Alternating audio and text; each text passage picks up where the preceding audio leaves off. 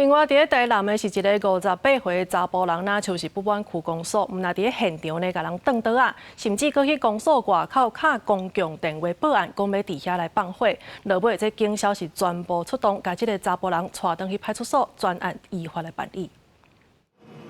昨下晡，一个58岁姓区的查甫人，今日去台南市南区区公所，哪像是不满申请补助，互人要求爱报警，落尾行出去，用公所外口的公用电话，敲互消防局，话声讲对公所不满，恐吓要伫公所放火，消防紧急到场，煞无看到人影，已经手机敲互消防局，讲动作上班，伊讲已经断去啊，无偌久消防局佮接到民众报案，有人要伫南区大东路二段嘛要放火，消防局出动11车21个人。到场。经查系一名5旬邱姓男子向区公所申请急难救助金，尚未获得核准，心生不满，在区公所门口以公共电话拨打119，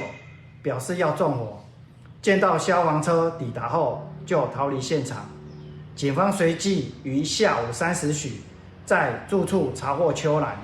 全案依刑法恐吓公众罪，移请台南地检署侦办。消防队到场确认，坐伫机车边喊声要放火，就是共一个姓区的男子。管区第6分局大拿派出所警察赶到场，甲姓区的查甫人带转去派出所。警方会依照刑法恐吓公共罪方向来调查。比较弱势的民众来申请社会福利案件。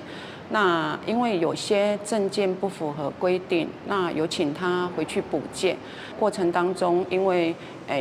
申请人心生不满，所以在